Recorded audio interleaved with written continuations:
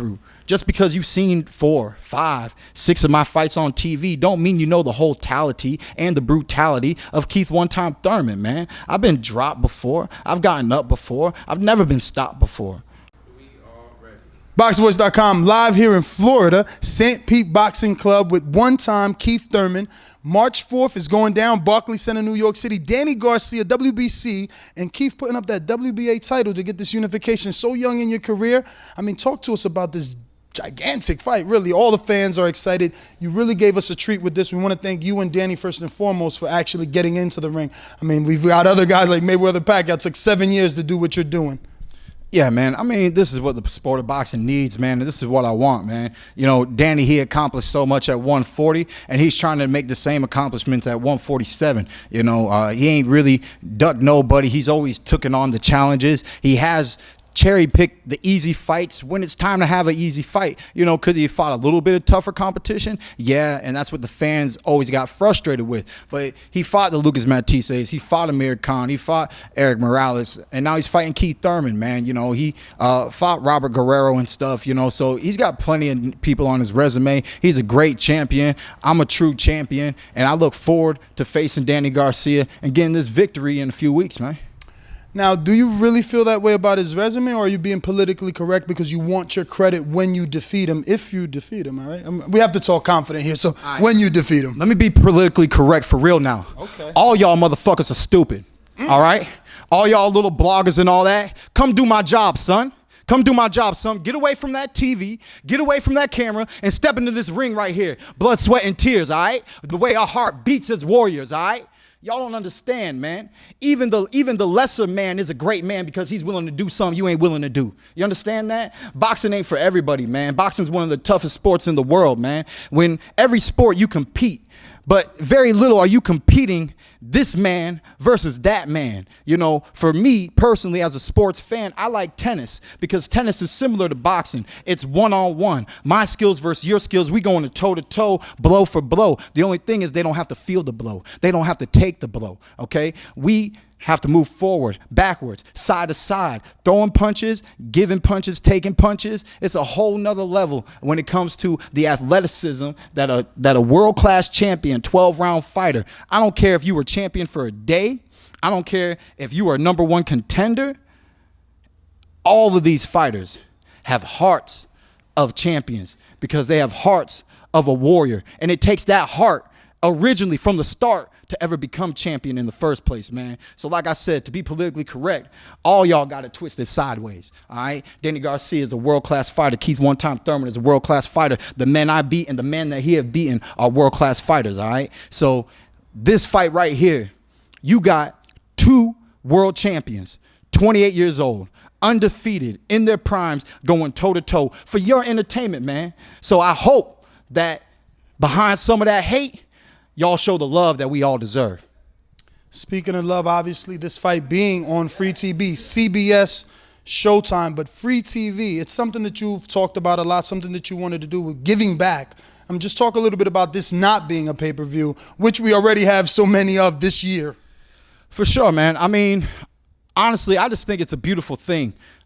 It's always been my dream to help bring boxing back, and I'm blessed, man, and I thank God, and I thank my manager, Alan Heyman, for promoting in the way that he is, getting behind the right people, getting the networks, getting the right promoters to put on these shows, because Al's a manager. He manages all of us, but he orchestrates like a composer these tremendous sporting events. And as an American public, you know, the American public is spoiled when it comes to witnessing athletes compete.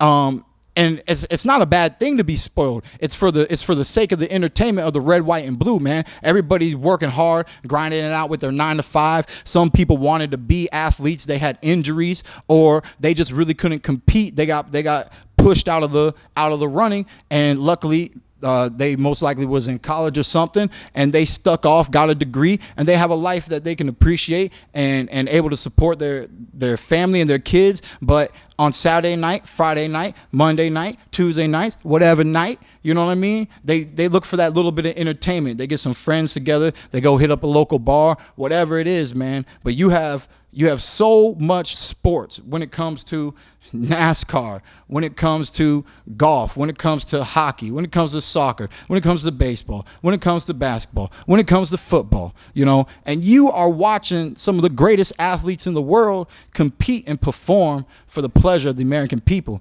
And boxing, way back in the day, before there was ever a Keith one-time Thurman, you know what I'm saying? You know, boxing was a part of that.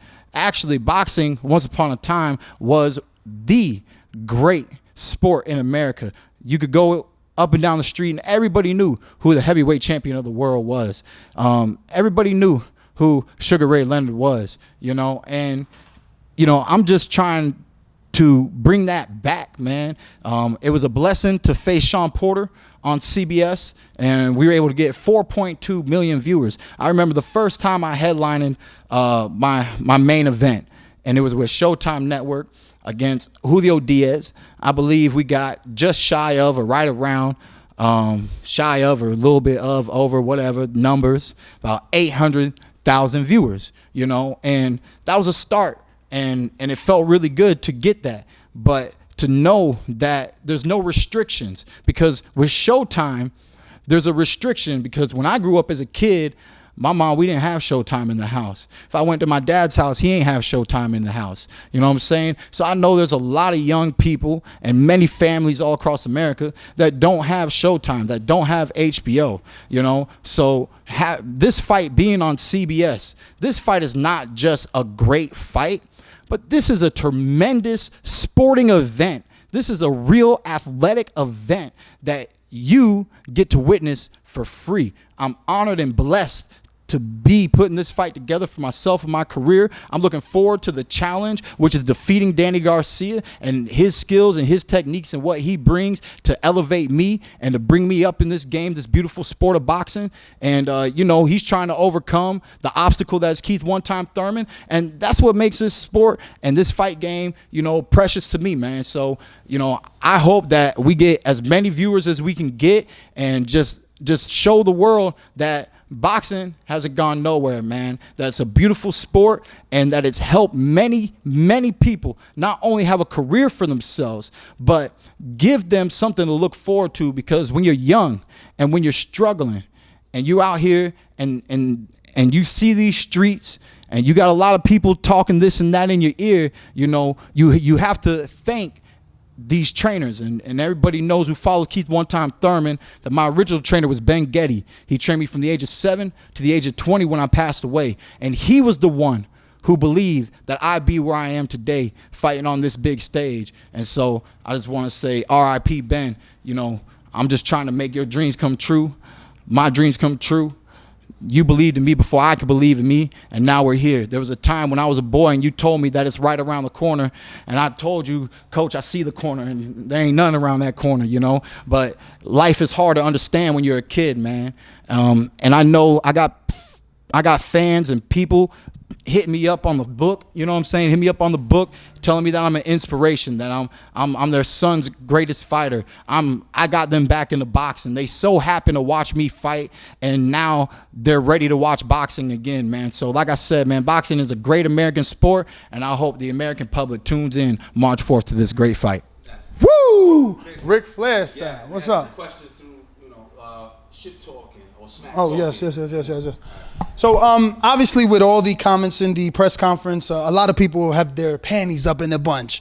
Do you think shit talking has a place in boxing?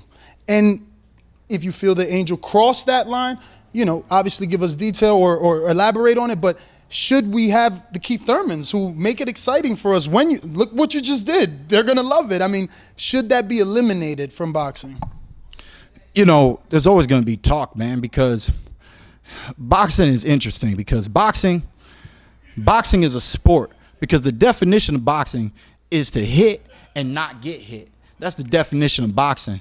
But what really draws people to boxing is not the sport, but looking from the outside, they see a fight. And so that creates fight fans. And I always tell people, when someone's about to go to a boxing match, they go, yo, man, I got 2 tickets to this fight Saturday night. Do you want to come? Nobody says I got 2 tickets to this boxing match Saturday night. Do you want to come? What you got to understand is that you are participating when you are spectating. You are participating in the sport of boxing. And sometimes in the sport of boxing, you get a fight. You get a brawl. But that's not what always happens. But a lot of people are drawn to that fight. And because there is the potential of the fight, pre-fight, you have an emotional fight. And that's where the wordplay comes into play. Angel Garcia is not the fighter. He is the trainer. He is the father. You know what I'm saying? And with that, he has a lot of pride. He's got a lot of passion. And, he said things that he didn't need to say. He said things that are invalid in the fight world. Is he just trying to get under my skin? He can try better by not making a fool out of himself and maybe throwing a few more darts more directly at me. But even then, his words are not the man who I'm about to face. The what we call the shit talk, right? The shit talk, I'm interested in what Garcia has to say. And we got into each other's face after the father drama, and I got to hear what he had to say, man, and he's kind of regurgitating some of the stuff his father done put in his ear. You know what I'm saying? That we've been through this before. We've been at this level before. You've never fought a true champion. Talking about me, you know what I'm saying? And it is what it is, man. I'm glad he has confidence, man. He's seen me grow up. I've seen him grow up. I don't know what his specs are as an amateur. I know he wasn't on the Olympic team. I know I wasn't on the Olympic team. I know I won 7 national titles. I don't know how many national titles that boy won. You know what I'm saying? But at the end of the day, you were always a weight class under me. You was always smaller than me. You ain't never stepped in the ring with me. You don't know what it is to mess with me. March 4th, you're going to find out, man. It's going to be a very special day. You're going to get re-educated on what it means to mess with Keith One-Time Thurman. I could feel and hear your emotions rising. Even right there, you got a little choked up when you were saying you've never been in the ring with me. You don't know what it is to mess with me. How under your skin did they get, or how personal has this fight become for you in terms of making sure you get that W?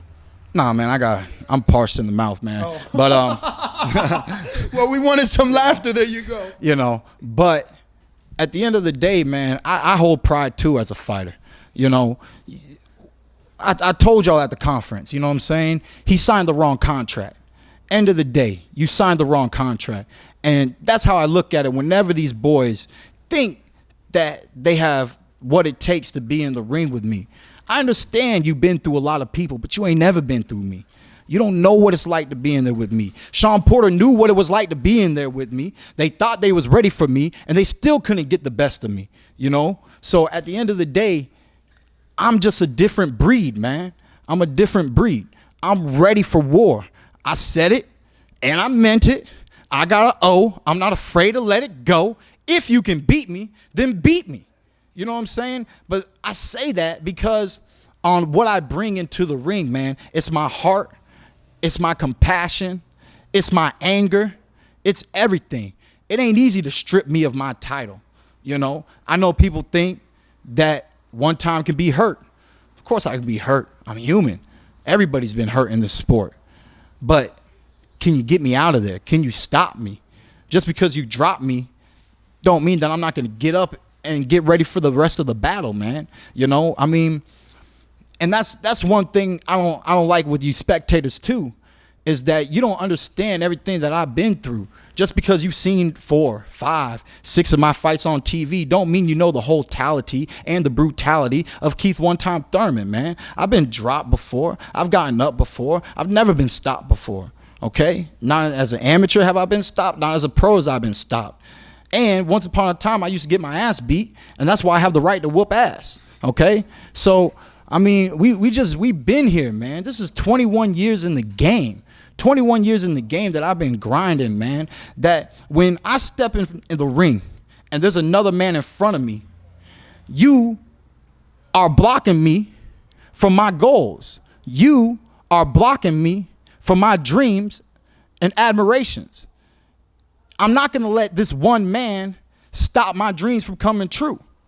It's just you. All I got to do is get through you, you know? And I've worked hard to be here so I can see who God puts in front of me to challenge me, to let me be the best me that I can be. And if you really watch Keith One Time Thurman, you know that I do something just a little different each time. Just a little different. When I fought Soto Carras, when I fought Julio Diaz, when I fought Carlos Quintana, you look at those fights and you don't see the same exact fight. You don't see the same exact fighter. When I fought Bundu, you didn't see Keith One Time Thurman. You did in round one. But when I dropped him, I switched southpaw. I even made Paulie go, hold up, wait. Did he just do that southpaw? Like, I got in here, got on the heavy bag. I watched enough tape. I saw him flip back and forth, and I said, I can do that too. I can do that too. He thinks he's going to confuse me, but I'm going to confuse him. And then I'm going to do something that he doesn't expect me to do. And that was outbox him. And I put on a 12-round boxing exhibition. I was hit the least I've ever been hit in any other one of my fights. You know, so when I step in the ring, man, I'm showing up to my job. Does somebody come to your job and critique you the way that you critique me about my job? And I ain't even mad at you. You know what I'm saying? That's your life. That's what you want to do. You want to be an outsider, you know, commentator on how we fighters fight. But this is my fight. I'm going to fight how I want to fight. When I step in the ring, I'm not fighting you. You're fighting me. And you fighting the version of me that I bring out of me. Sean Porter, I've never sat on the ropes and let somebody do that to me often. I was on the ropes, I believe, against Robert Guerrero towards the end of the round. And I told myself prior to the fight, remember what happened with Guerrero? And you were on the ropes because you ain't really mind. You heard the crowd cheering, and you was like, all right, let's let the crowd cheer. He don't got nothing on his punches. Let's not run and just win running because that's going to make him boo like Bundu. It was the same arena. I was like, we'll just take these blows. We'll let them put on a show, you know, because you got the fight won after the knockdown. I won enough rounds. I knocked him down. The fight was already over. Now he wants to get up and fight and act like he's going to do something. He ain't do nothing, okay? So I told myself from the get, there's going to be times where we're going to let Porter exert some of that energy that he trained so hard to obtain, because it's Porter's fight style to outpunch his opponent, you know, and I knew that going into the fight. But what was going to matter is I didn't want him to have the same energy that he's going to have at the start of the fight at the end of the fight, because for one of the first times in my career, I'm coming off of a car accident, which made me go through rehab, where he was in training camp the whole time. I was in rehab. Then I had to come back out of rehab, get back into training camp to make the fight happen for the fight fans. And I knew that my opponent was going to be in better shape and better conditioning than me. So why not let him, if we don't have the same gas tank, why not let him go full throttle certain rounds? He's going to win those rounds, but we're going to be competitive. We're always going to grab a round back. We're always going to grab a few more rounds back. And sure enough, by the 8th round, it was a tied fight, unanimous. Final 4 rounds. It came down to 4 rounds. At the end of the day, you watch the final 4. Your boy one time pulled it out and is still champion. So, you know, man, I mean, I'm just educated on this fight game. I'm just ready for anything. I'm ready for the hurt. I'm ready for the pain. It is what it is, man. You know, for me, I tell everybody, win, lose, or draw. And when I say anybody, I mean my real fans, the people that got my back, and my family, my loved ones, the ones that really support me. I say win, lose, or draw. If anything happens to your boy one time, if I was to die in that ring, don't shed a tear, because I chose this profession. I love this game. This is where I want to be. This is what I want to do, man. It's your boy one time. 1% left, so. All right, well, there you have it. Keith One Time Thurman, one of the most in-depth interviews we've given us. I definitely appreciate it. Can't wait to see you March 4th in the Barclays Center, and wish you the best of luck. Thank you, man.